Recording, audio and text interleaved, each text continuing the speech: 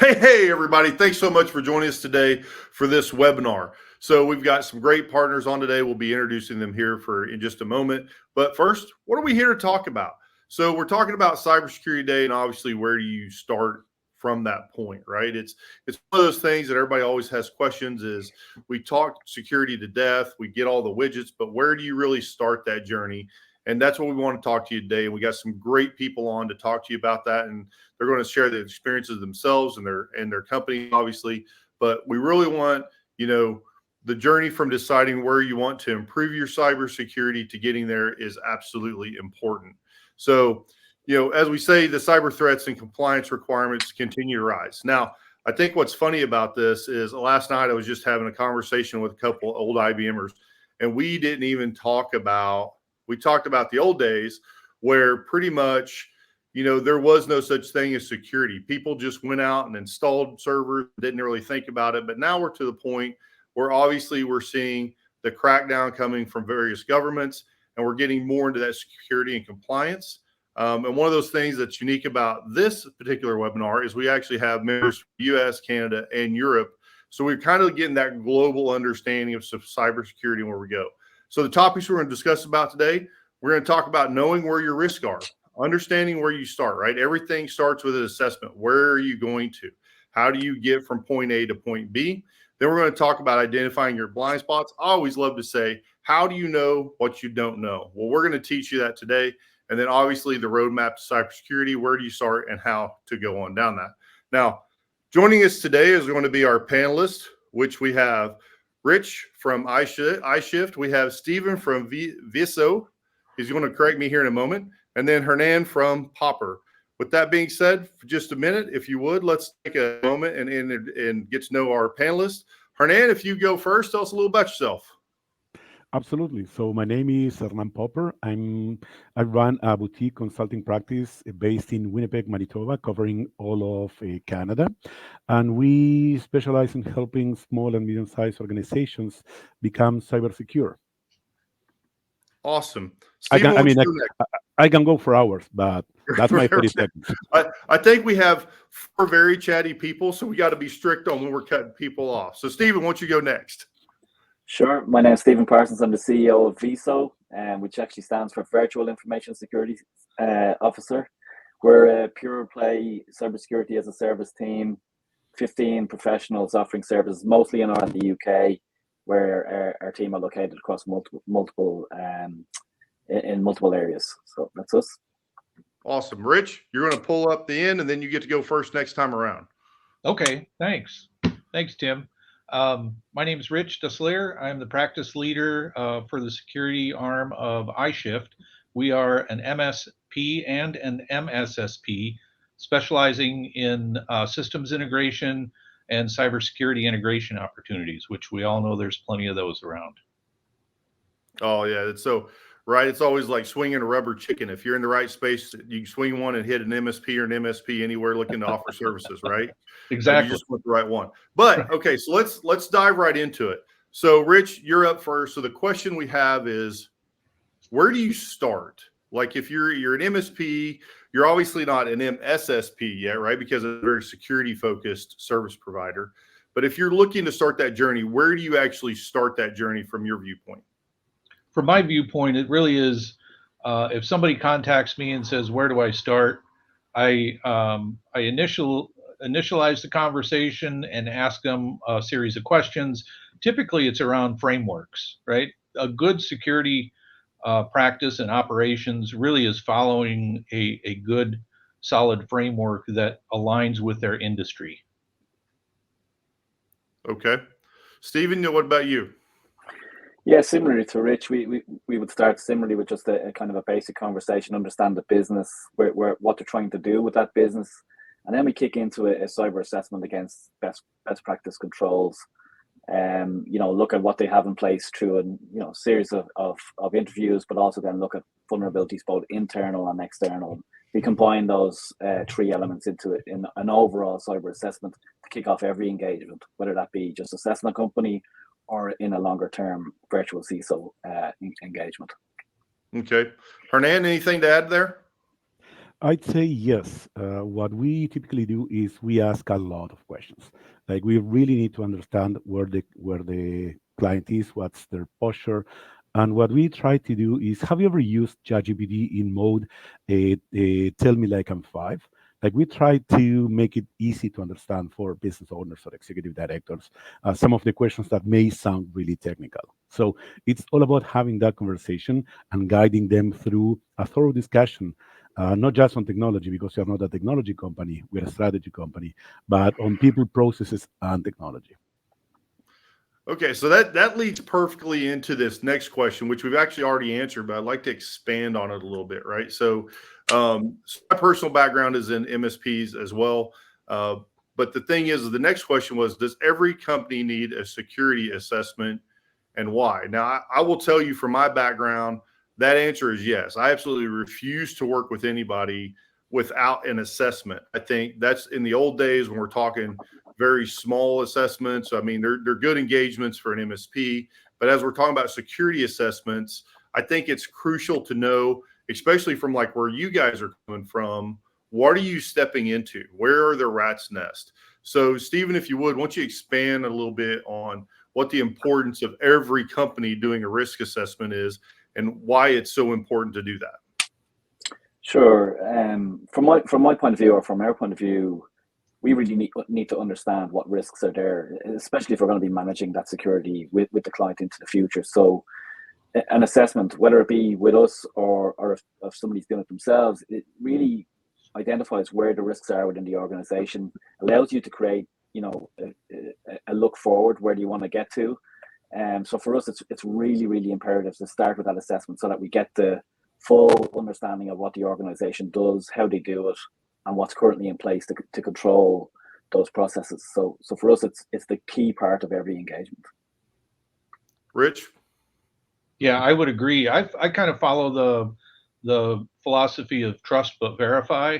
Everybody believes that they have a solid foundation on security, whether IT's running it or a risk faction of the organization might be running it.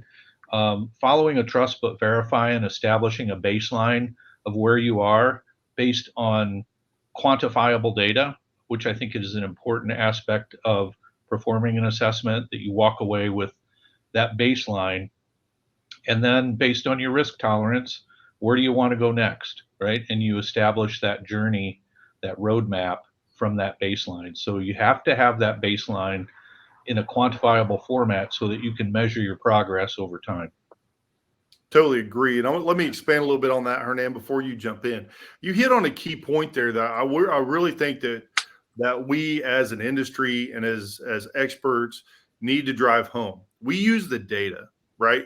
Now, the problem is often that data tends to be tied to a department or an individual, and egos get involved and feelings get hurt and you're stepping on toes.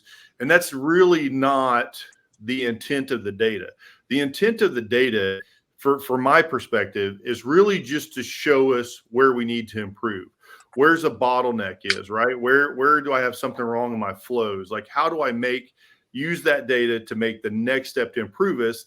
And a lot of times that does is it shows us as a team, how do we come together on this process or this procedure, or maybe it's something that's happening within the company, and make that better, focus on it from a security perspective, from a process perspective, to really get there. And I think that's proper use of data, whereas we have to remove the emotion, we have to remove the egos, and it's like we're all here to help each other, and the data will show us the way. Hernan, what do you think about that?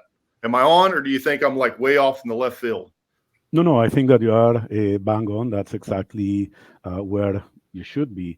But it's interesting because in many cases we got calls from clients and they say, "Hey, can you help us? We need a pen test." And the question is why? Why do you think you need a pen test?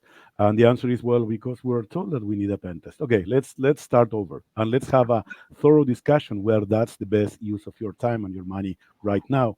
Because hey, there might be some very simple things that you overlooked that could bring you a significant improvement on your posture.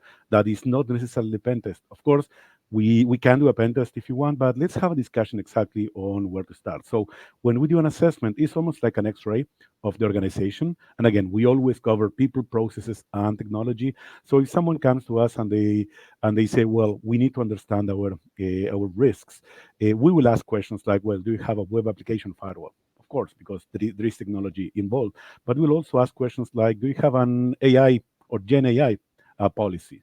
Or do you have an NDA with your employees? Or do you have a process for offboarding staff? So those kind of questions that are not directly IT related are strategy related. And in some cases, all the discussion is just about IT, just about licenses, just about firewalls, antiviruses, and that's not the real discussion that should be happening, at least when you onboard a client. Yeah, you hit a keyword there that kind of got me going. I'd love to go down the rabbit hole, but that's not particularly this event, which is talking about the entire security based around all the AI stuff that's out there and the access we're giving them. But I'm going to pull back. I'm going to go against my nature and pull back a bit that a little bit. But Rich, what I want to talk about next is I want to talk about the importance. So we did the assessment, right? So we have the data, we have the understanding. So now we're talking about in the industry, for years we've used, SME, subject matter experts, right? So I always talk about, the Sonoma product as part of it being a platform, but you still need the intellect and the experience of the human, right, to really decipher that and bring the B2B conversation. So the question I want to propose here is, where do you see the SMEs in this space, such as you gentlemen that are on this call, and how do you determine if you're someone looking for services from any of your companies, how do you guys differentiate yourself and saying, listen, we are the expert, we are the SME when it comes to these kind of services? Well, that's a great question, because I'm sure there's a lot of people out there today that are wrangling with that particular question: is how do we select them? Well, I would say look for experience, look for organizations that have a track record and can prove that to you. Look for references. Look for making sure they have the right tool belt for what your needs are. And then you've got to have a sense of humor about some of the things that you talk about, as well as you've got to get along, right? Probably within 5 or 10 minutes if you're going to enjoy working with the people, because like you touched on earlier, there's going to be a significant emotional element to the conversations as it gets deeper and deeper into the organization, and you are going to touch those egos, you are going to touch some pretty sensitive areas, and you've got to go into that with an open mind. So I think, in selecting the appropriate partner, you've got to make sure they've got the right tools, they've got the right attitude, and they've got the right experience in your industry. No, I agree. Stephen, continued thoughts there? Yeah, I suppose just to build on what Rich is saying, I think what experienced professionals bring to the table is a level of nuance around what to recommend and in what order. So, what Synomy gives us is consistency in terms of the question sets. We're making sure we're not missing anything. And then we'll get a very structured report out the other side of that. But our guys then have to take that and say, okay, one, what's the ability of this customer to be able to deliver on those recommendations, and how do we recommend in a way that gives them best bang for the buck, over the short, medium, long term, and build out that roadmap with them. And I think, back when I was in IT before I moved into cyber, and was starting to look at frameworks and how to implement the likes of NIST or ISO, I was Googling, and the amount of time when I hadn't got the experience or if any of our teams had been doing this for the first time, the amount of time you spend doing that can be so much greater than if you have an expert who's been there, as Rich says, done it loads of times before, has experience in the industry. We know what to recommend in what order quickly, and you're able to then give recommendations in a much more efficient process. Hernan, what are your thoughts there? I do agree with the experience part, but I also think that you need common sense. And the reason why I say this is because you can have the best tool, like we all use the best tools available in the market. You may have the nicest hammer from Home Depot, but if you don't know how to use it, if you don't have the experience, and if you don't know how to communicate that to your client, then it's useless. So common sense, it's a big topic that we always want to mention, and to make it easy, to make it palatable for the client, because in many cases they don't want to start this cybersecurity journey, or they have to start it, and it's up to us to make it easy to follow. One thing that I always tell to my clients when we start doing an assessment is, don't worry if you have to answer I don't know, because typically 40 to 50% of the answers are going to be an I don't know, and that's okay. We are perfectly okay if you say I don't know, because then we are identifying those areas that we need to look deeper. But if you don't go through that discussion and you don't get those I don't know, or partially that I'm doing this or I'm doing that, or I don't know whether my system has that, then you really have no priorities, you have no path in order to start implementing those solutions. Yeah, and then Hernan, back to you on this one. So you guys are obviously based in three different countries, right? But that doesn't mean you're only doing business in those countries. So how do you go about, as the expert, understanding benchmarking and where because you started the assessment, you've looked at the data. Like, now, where do you go in your benchmarking and understanding the frameworks or the compliances needed individual to the country and the client? Well, that's a great question. And it's interesting because Canada is not necessarily ahead of the game. In many cases, it's behind. That's why I traveled a lot to Europe, to the States, to many different locations to try to see what's happening out there. And just to give an example, we don't have a national framework for cybersecurity.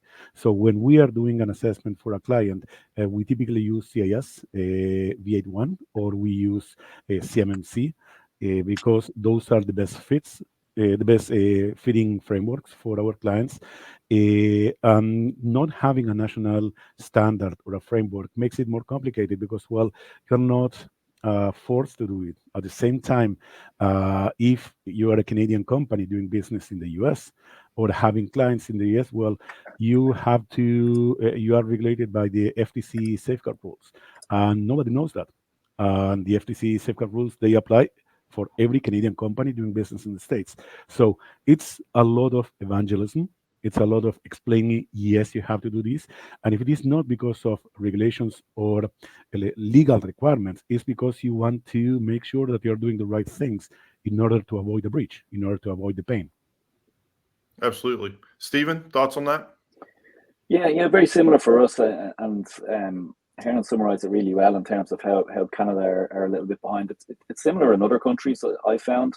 You know, in the UK, the National Cybersecurity Centre would have had a base standard. If you wanted to do any dealings with government organisations, you had to have their cyber essentials, but it was a very watered down version of the likes of ISO 27001. So we have had to use ISO and NIST to drive our assessments for the last, say, 5-10 years. But recently the EU have introduced NIS2 and DORA, which are really driving standards now, and driving organizations. So NIS1 in the EU, if you take Ireland, our predominant geography, there would have been only 400 organizations in scope. And that's multiplied by at least 10 times with NIS2. And then, you look at the rest of Europe, and it'd be similar, scales out from there. So for us, the increasing regulations is welcomed, but it's always a little bit behind. They're always a couple. Like, if you take the latest version of ISO 27001 is 2022, but it only really started to hit organizations last year, a year on from the document being finalized. So we're always a little bit behind, and we as professionals can, have to recommend whatever is relevant to the organization. But yeah, it's a tricky area to keep on top of, and like you say, every area we go into, we just have to see what's the latest local regulations and build that into our program. And sometimes that's multiple. It could be over multiple geographies. No, absolutely. So that's funny that you said that about, the keeping up to date, because I have a friend of mine that wrote a book on CMMC, and the main punchline to that book is the minute this gets published, it'll be out of date. Yeah, right. it's true. It's true. So, Rich, what about you? How do you navigate those waters?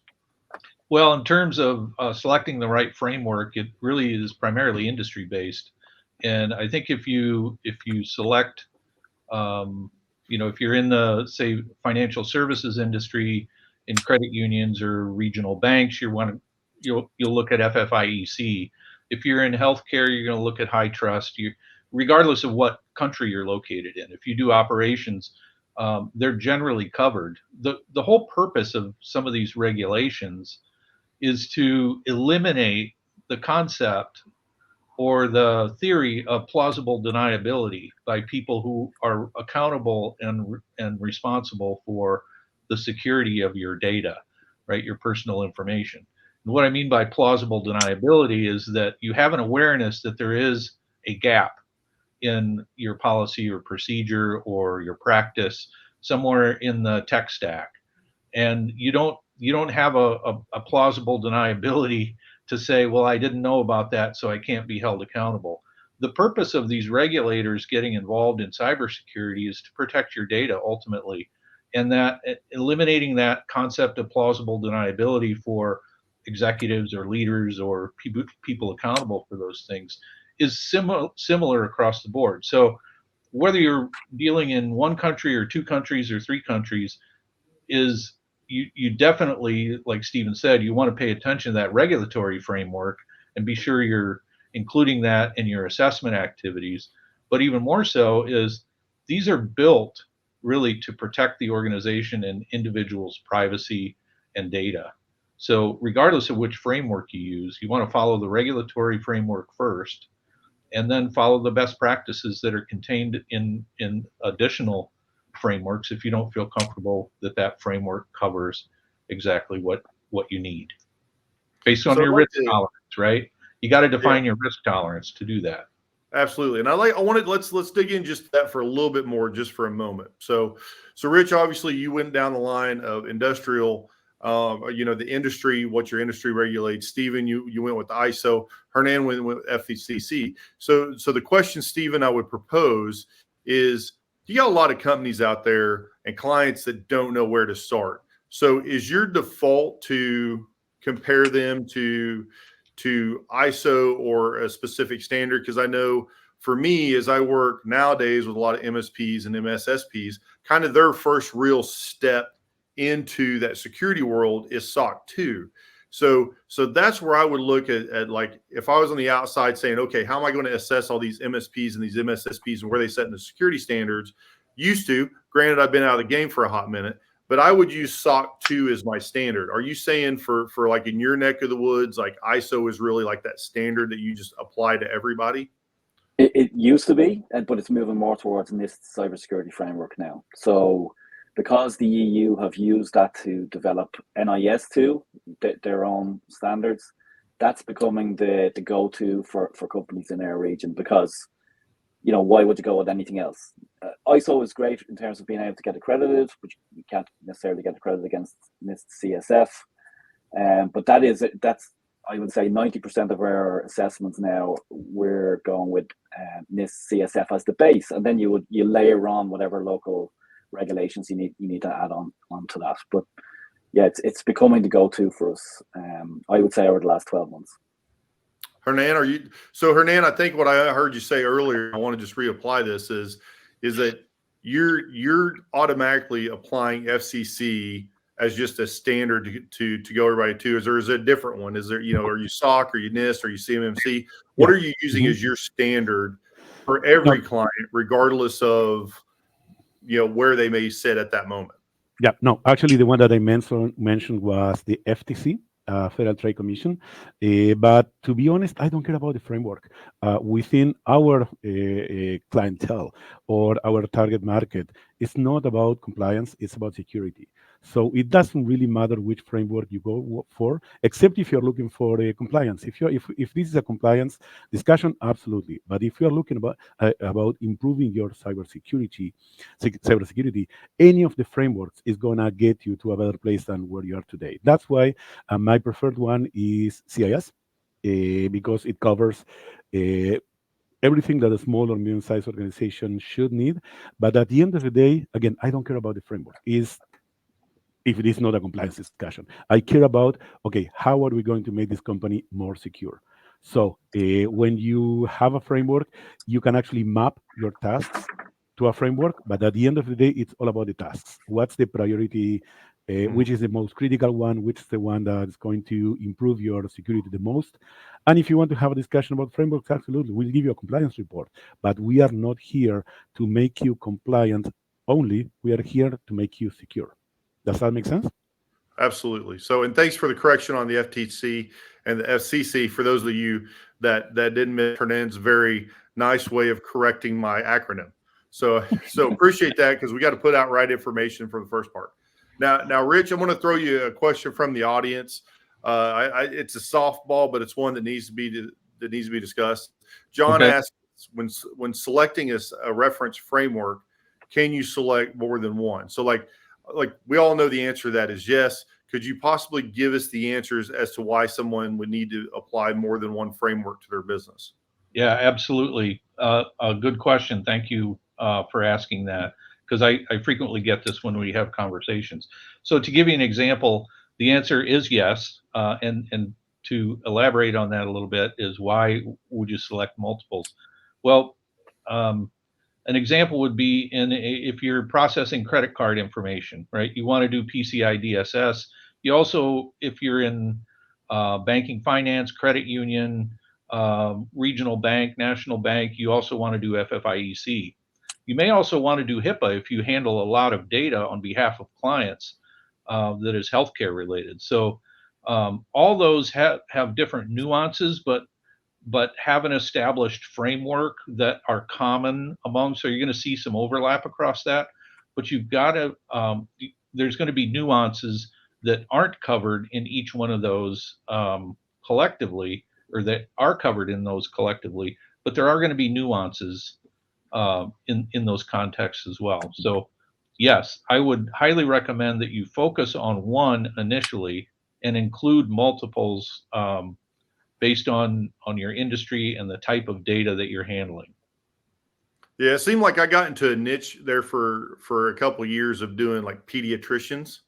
Yeah. Right. Like pediatric facilities. And it was always HIPAA and PCI, right? Because they always had to take payment. And there was always an overlap there. So John, to directly answer your question, absolutely. That's something that is very common in the industry. And that's the reason why you depend on your SMEs, like the gentleman on the webinar with me today, is they can actually help align all the different frameworks that you need to be compliant to. Stephen, any additional thoughts on that? No, it's very similar here, and even if you take an organization who isn't in any of those industries, in Europe we will always have at least two, because we'll have GDPR alongside whatever security framework. So we'll have at least those two, and that's kind of, it's been that way for three to 5 years now over here. You know. Tim, could I just add one point here, that we talked a little bit about SOC 2, right? And SOC 2 isn't necessarily a framework in and of itself.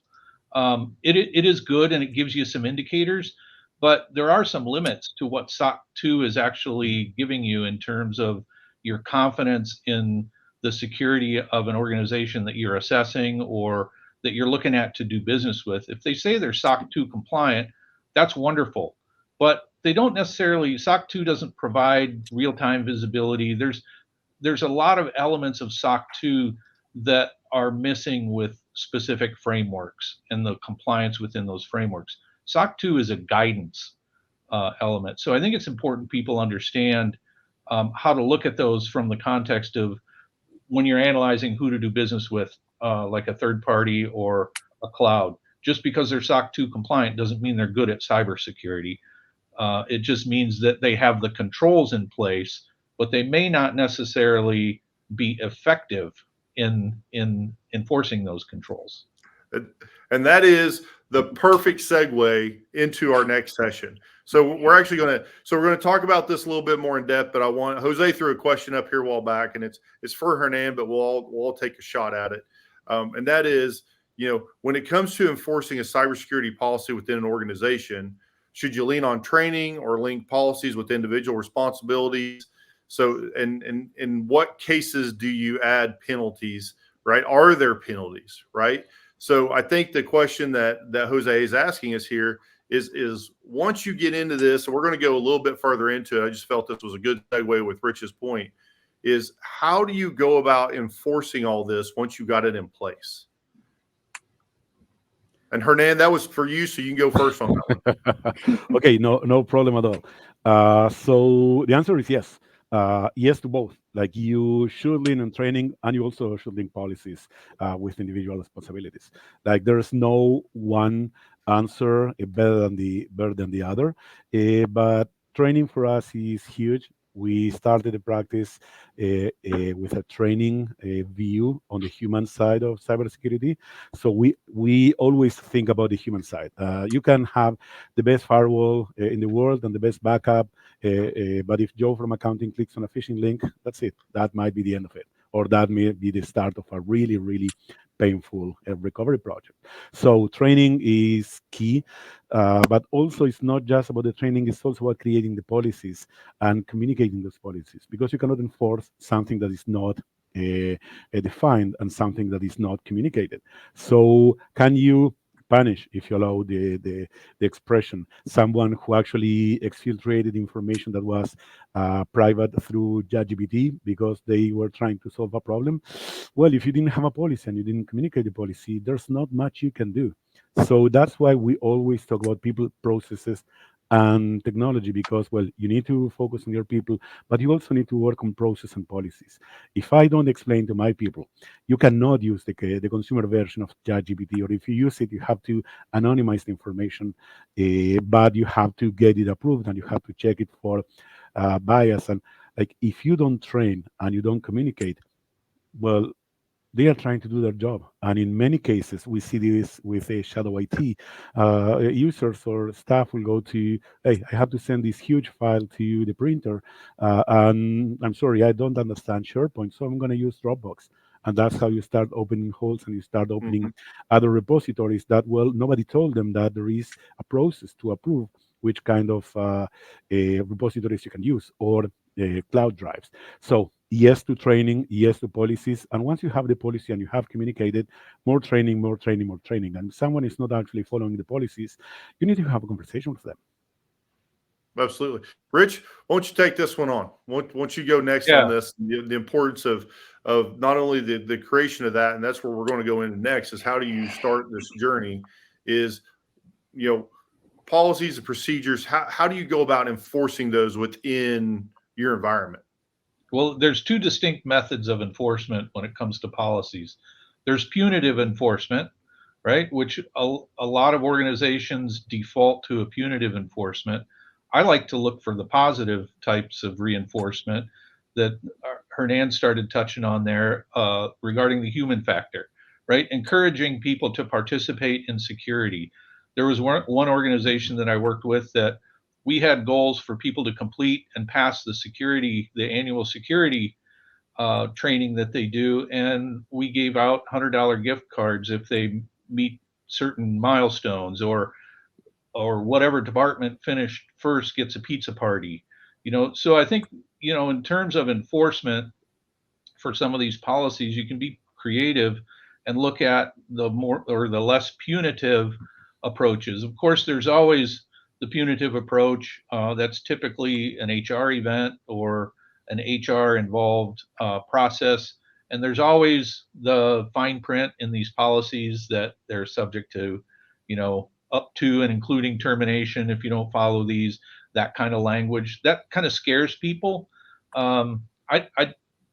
People like to be happy at work, right? So let's focus less on the punitive elements and look at the positive reinforcement. But policies are critical. And once you've done that assessment, you've got to be able to connect the dots between your policy and your practices in your organization. And that's what those frameworks help you do, is connecting the dots to a specific control element and then establishing a policy around that control so that everybody knows what they're accountable for. So Yeah. I think the enforcement methodology that you use can be fun or it can be punitive. Right. It's, we used to always say, you know, the beatings will continue until morale improves. Yeah, exactly. Classic. Right. So Yeah. Steven, what about you? You got any additional ideas there? Like we Yeah. got Rich over here giving out Benjamins for people doing their training. I want to Yeah. go work for him to get that money, right? But what about you? You got anything to add to that? Yeah, I think just to add to what both guys are saying is, look, it's really important to have the policies that are, I suppose, realistic as well, and have those pieces in where, you know, we talk about if there are violations, what potentially can happen. But for me, the bigger thing is actually driving a culture within the organization. So as Hernan was saying, you know, starting off with training and embedding that within the organization is really important. But actually, if you can get people who have made mistakes, because they will make mistakes that open up security risks, if they report those as soon as possible, that should be rewarded. And that's the type of thing that, you know, you should be celebrating within the organization, rather than I've seen organizations where, you know, somebody sent a payment to the wrong bank account. The CEO signed it off, and the CEO wanted to sack the person who sent over the payment. It wasn't their fault that they'd been phished, you know, but the natural reaction was that person should be fired. And I just don't think that's a good place to be in an organization. I think it should be more about putting the right tools in place, putting the right policies in place, enforcement as best you can, but also when, and it is a when rather than an if, when an organization or a person within the organization makes a mistake, does something that's a bit of a breach, let's say, that should be a learning moment. And driving that learning culture is much more important to me than actually beating somebody up over making a mistake. If they continuously make mistakes, that's a different story, and that's where we go back to those policies that you need to enforce. But I think people should be allowed to make mistakes, because they're going to try to, as Rich says, they're trying to do their job, right? They're not there to cause trouble. They're there to do their job. So yeah, that's, for me, it's all about the culture. So there's a company I used to support years ago, and we had this one employee at that company, and I would literally call them up and say, hey, in about 10 minutes, we're sending out an email. Don't click on it, right? And then I will follow up and train you on that. And they'd still click on it every time. Like repeatable offenses, like you just got to figure that out. But we got two comments here, and I think it's a great segue is where we go in here. And one is just a funny, and I'll probably make a statement that'll hurt some feelings, but you know, that's how it goes. So Danny says, I found the enforcement of policy needs to come from the top, and the first instance, i.e. executive directors, need to lead the culture and the comms. So we all agree on culture and comms. The problem is that the top is always the worst problem, right? It's like the law of least access.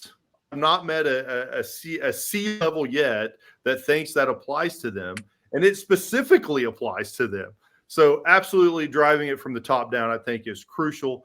I think everybody having that culture and having companies that a sense of, no, like, we're going to handle this properly from the get-go. We'll do reinforcement training as we need to in a positive manner, versus, you know, continually beating them over the head with the same 3-hour training segments that turn us all into zombies. But as we segue there, let's go, Hernan. Let's go and start with you again. But I think a really good comment came up is, so on a more basic issue, this is from Stephen McCain. He says, how can SMEs, right, improve their cybersecurity posture without a large budget, right? Because we all have to start somewhere. And a lot of times what you get is you know, a lot of good people that are trying to start that culture within their company, but they don't have the budget and the funds. So I think, you know, policies and procedures, without a doubt, you get a group of people in a room, you figure out what security looks like at some level, right? And then you start marching down that process. That it's not a free process because you got a labor resource, right? But how do you start that when you don't have the money to go out and hire one of you guys?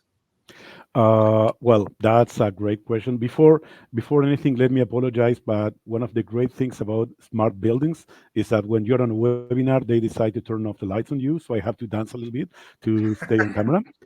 But yeah, like let me give you an example. The answer to that is use us or use someone that you can trust because we've been through this and it is way less expensive to actually hire someone who understands how to help you on this than to try to do it on your own. And again, let me give you a very simple example. When we did a project for a media company in Toronto, 150 employees, 2 million views on their website, and their main income revenue or revenue stream was advertising. So when we were going through the assessment, we, as I said, we asked about 350 questions. And one of the questions was, who is your registrar? Oh, we have our domains with GoDaddy. Okay, do you have two-factor authentication in GoDaddy? I'm not sure. Do you have a backup payment method in GoDaddy? Let me check. And he came back and said, we don't have the password to GoDaddy. The guy who had access to GoDaddy that has our main domain name actually left the company 7 months ago, so we don't know how to get there.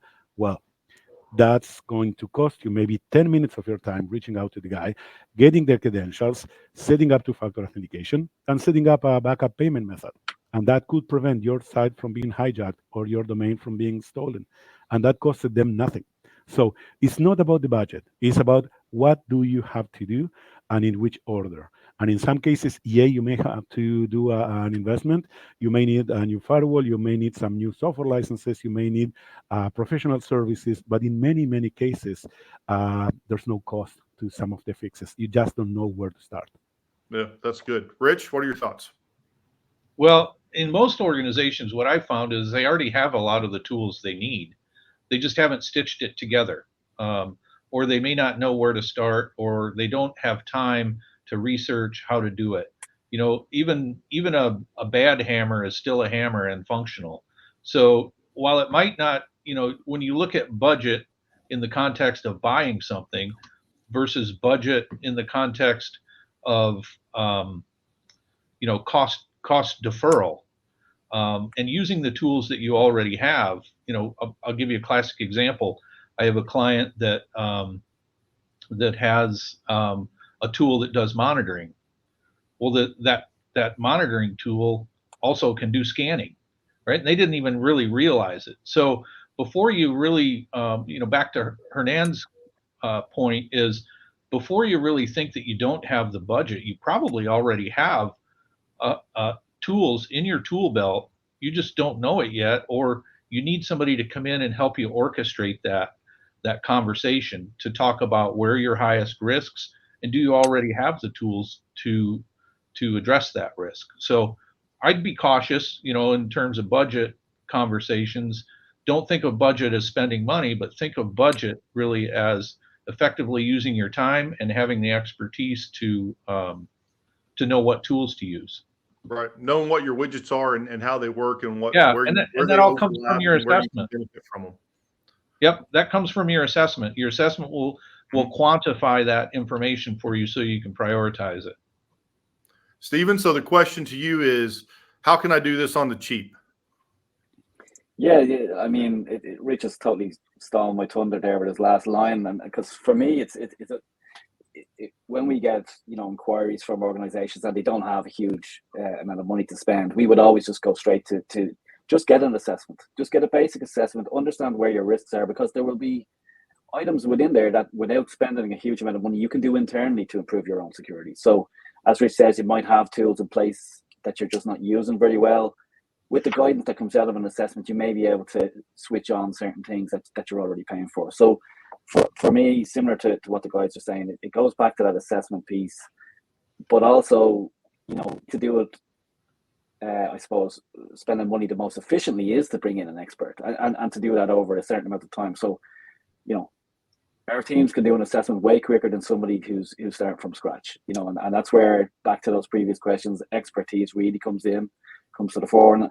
And you know, people will assume that their IT departments or their IT teams have the expertise in these areas. The IT guys' focus is keeping the lights on. they're going to do whatever it takes to get people back up and running as quickly as possible. And in some cases, they will introduce risk when doing that. And that's where I suppose the expertise of a cyber expert comes into play and saying, well, instead of it being no, don't do that, it's yes, do it, but do it without introducing risk. So it's changing that mindset from it being a no, a blocker, to being a yes, but do it And risk-free. on that topic, we always say the same. Cybersecurity is not an IT discussion. Yes, Yeah. IT is important, but it's not just about IT. So if you are having an IT discussion, then you are not doing things right. Yeah, I think No, there was a question or there was a comment in there from John Jenkins in the webinar about, why can't you just rely on IT? I think Hernan brings up and Stephen both touched on that, is that IT is busy fighting fires. And when they, that the budget for IT is not security, and security is not an IT budget. And it shouldn't be looked at that in the same frame. It's important that IT is a pivotal participant, but relying on IT, they're trying to, like hell, to keep up with break fix, as well as introduce new technologies, and they don't always have the bandwidth to focus on the security. No, I think you're absolutely right there, and I think that brings us to a great point in as we're continue to go on here, which is, we really talk about multiple factors here, right? So you got to drive the culture of security, right? And then we got to talk. Then we do a great job talking about the tools, right? So I know when I was in my consulting days, one of the first things I would go in to do, and it sounds like you gentlemen do this, is I look at all the tools. I look at the overlap. I look at where data is being fed. Is it being fed? Is it clean data? Is it dirty data? Right? And then both our greatest asset and our greatest risk are our humans, right? So when you guys are looking at, and Stephen, will go to you for a first one on this one. When you're looking at a potential partner, how do you take those three things, technology, culture, and people, and put them in a framework of moving security forward versus the different segments that they are? I mean, this goes back to basic management, right? So security professionals or security managers, all we are is risk managers. What's risk? It's an element of the business, right? And in every business, you look at people, process, and technology when you're trying to make improvements, right? So to me, there's no difference to what we're doing in terms of driving the security within the business than the rest of the business is doing for every other element of that business. So, I mean, to me, it just makes sense to include the three things in the discussion. The tools are really, really important, but there's also designing security and strategizing about where you want to get to. And I heard a really good quote, and I'm going to steal it from in a conference in Ireland recently, where somebody was talking about Formula One cars, right? And they operate really quickly, but they can only operate really quickly if they have good brakes. And when you put that into context of designing your business processes, unless you have the right controls in place, you can't operate fast and efficiently and do things to the optimum level. And that's really where we come in is, you're looking at the people, you're looking at the processes, the tools that are in place to keep those controls. You're looking at them holistically and then saying, okay, does that allow you to operate the business to where you want to get to? And really, we should be part of that strategy discussion. It's not just, as the guys were saying, it's not just technology. Technology is actually helping you to implement those controls in a lot of cases, but actually, what do you want to do? What do you want people not to be able to do to de-risk the business? And then how you implement that, and again, back to that culture of things will go wrong, report it, improve. Continuous improvement is really, really important to a security strategy. Yeah, and I think that's a key point is things will go wrong. And I used to always tell my teams, don't try to hide it. It's okay. We all do it, right? But you need to inform your team of what's happened so we can help you in that situation, right? So Hernan, what are your thoughts on that? That's exactly what I was thinking on. For example, when we are doing training on phishing, one of the KPIs that we use is not how many people actually clicked on a phishing email, but how many actually reported the email. Because it's not, I mean, we can all fail and we will all fail, But what I want my users to do, or my clients' staff to do, is when they see something, to say something and to report it. So that's my KPI. How many are actually reporting the emails, not how many are clicking. So it's all about picking the right KPIs and understanding what's going to improve your security. Rich? Well, a lot of people see, I couldn't agree more with Hernan and Stephen. They hit the nail on the head. I don't have a lot to add there, but there is this context out there. I think that a lot of people see security, cybersecurity, information security, whatever you want to call it, as a friction point, right? As opposed to a business enabler. And with the right policies, with the right understanding of your framework and where you are in your journey, what your security posture is, using quantifiable data really gives you a good indicator as to how much friction you can inject in an organization, because that really is defined by leadership, what their risk tolerance is. Right now, if you're not measuring it, you can't manage it. Right? You've heard that saying Yep. many times before. So you don't really know where to draw the line. You wait for an incident to show up, and then you make a decision on whether or not you want to make an enforcement decision on that incident. That's the wrong way. We want to move in the continuum from reactive to proactive, and you do that by understanding where your friction points are in that journey, and that starts with an assessment, and then you take it from there. So Stephen and Hernan had it right on the money.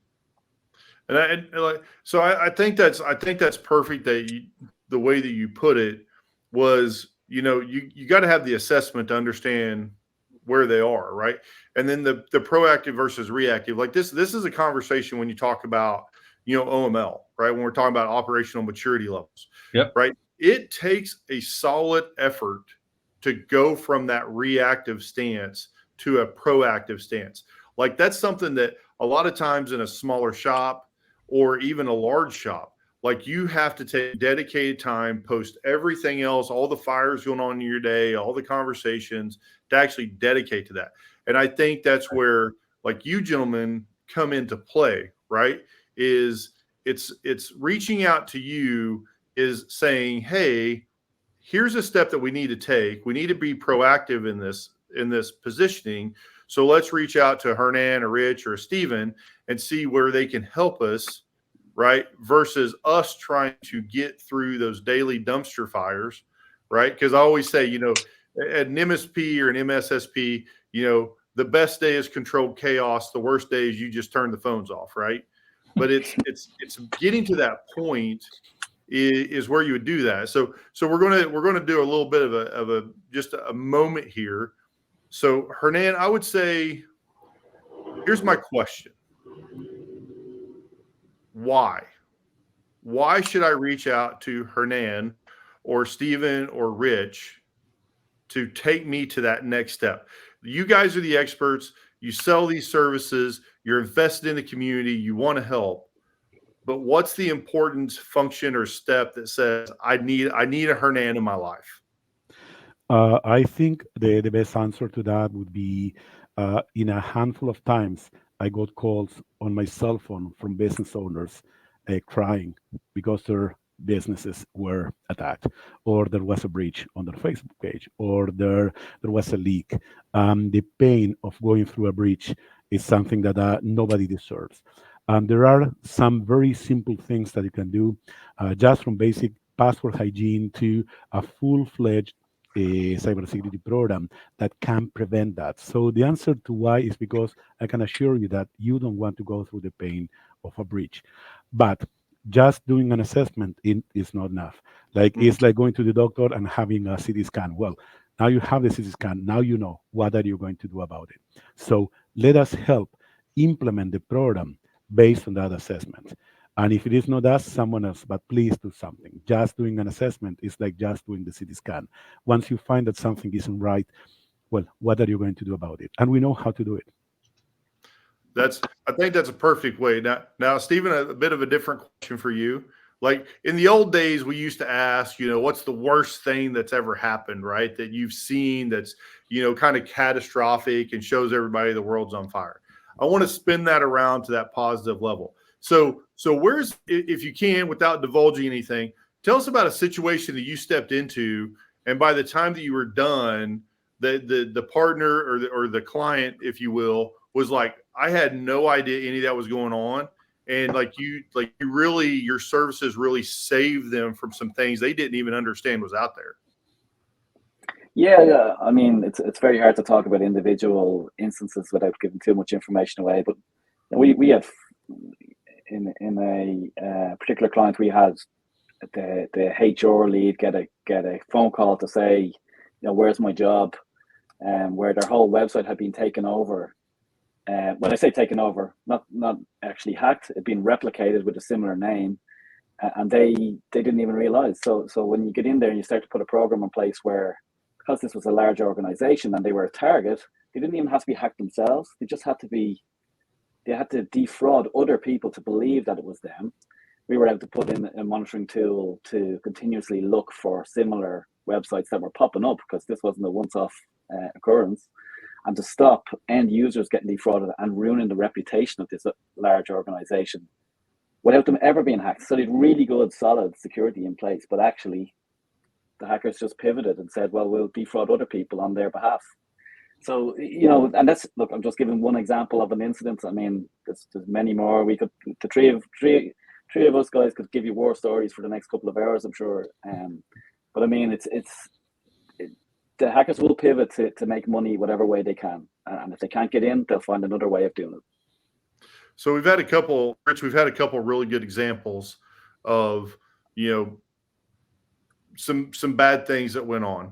So do you have an example of where you stepped in to a situation proactively and found some really open holes that you were able to sum up pretty quickly to save a company, because it's the expertise of what you do, right? Yeah. One example is I did have a client who had their firewall licenses lagged for, I think, maybe 45 to 60 days. They hadn't renewed their licenses, so it went into default enforcement mode, and they had no idea that was going on, because they didn't have a system of checks and balances in their inventory to validate when to renew licenses. And like we talked about earlier, people, they're not looking to cause problems. They're trying to get their jobs done, and that's their focus, especially the IT folks. They're running around with their head on fire half the time, trying to please everybody in the organization, and they're going to overlook things. So those things get overlooked. One example is DNSSEC. How many people have DNSSEC enabled at the registrar? I'd say probably 5 to 10% of my clients actually have that enabled. Some of the registrars don't even have that capability yet. But again, those are the kinds of things that are often overlooked, because everybody's busy trying to get their job done, and they're thinking somebody else is doing it. With the system of checks and balances within these frameworks, we can quantify whether or not those things are being done. And I'll point out that one control may have 15 or 16 different processes to help support it, right? So it's not a matter of whether you have a control or a policy in place. It's how effective are you at enabling those policies, and how effective across the organization is everyone participating? Yeah, and I think, Tim, could I come in on that a little bit? Yeah.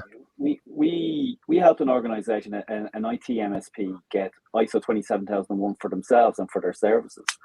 And from a positive point of view, the guys didn't even realize how many tenders they were being excluded from by not having that accreditation. And once we went through that process with them, so again, the business was, we want to increase our sales. We're going for these tenders, we're losing them all. We don't know why, we need to be more secure. So you build out the strategy, you get an accreditation, a badge that you can put on, and suddenly they're in 50% more tenders. So there is positives to putting in the controls in place from a business point of view. It's a badge of honor. But what I'd also say is, I've also seen on the flip side of that, people being accredited, because I've seen a question again from Samuel in the comments there around, why don't we just become certified? I've seen certified organizations who don't actually live those controls Mhm. being hacked, right? So it's all Yeah. about, you have to have the right culture. The culture can't be, I want a piece of paper, I want it, I want to live it. And why do I want it? Because it's going to make our business better. If you don't do that, I mean, you're going to get hacked. There's no other way to put it. Absolutely. So we're just running up at the top of the hour here. And what I want to do is I want to say, look, here's the thing. It still amazes me that we're talking about security at this day and age. I think the benefit of what we see now versus even a year ago or 2 years ago is we see gentlemen like Hernan, Rich, and Steven out there that are doing something proactively, positively moving us forward. So Hernan, why don't you take 20 seconds, give us some final thoughts. Final thoughts. Please do something. Like you know you need to do something. Start with assessment, get a plan, start implementing some of those low-hanging fruit tasks that will improve your cybersecurity. Don't hide your head in the sand because, well, the bad guys are out there to get you. So again, you don't want to go through a breach. Absolutely. That's my Rich, advice. final thoughts. Final thoughts is director level, manager level, don't fret. If your executive team isn't engaged, you can get them engaged by having a conversation around frameworks. And don't feel like you're pushing rope all the time, right? It's difficult to work from the bottom up, but if you look at these frameworks, you can find examples to start and spark the conversation with your executives to focus on cybersecurity. Fantastic. Thank you. Steven, final thoughts? Yes, it's similar to what the guys have already said, but I would suggest that you don't want the first time that you're phoning a cybersecurity company to be when you've had a breach. So at least have somebody, a contact, somebody, a relationship with, even if you're not, dealing with them on an ongoing basis, that you have somebody that you can call, because it's when rather than if you're going to need them, whether it be to improve proactively or worst case scenario in the case of an incident. And you don't want that to be the first time you're picking up the phone, ringing around to organizations. So that's what I would suggest. Absolutely. Hernan, Rich, Steven, thank you so much. Appreciate you guys being on today, sharing your expertise. As you know, don't put your head in the sand, don't push rope, and do something, right? I think that's kind of final lessons. Reach out to any of these gentlemen. We'll make sure that you guys have all their information. Once again, thanks everybody for joining. Hernan, Rich, and Steven, thank you so much for being on today. With that being said, everyone, have a great one and have a blessed week. Cheers. Thank you. Thanks, guys.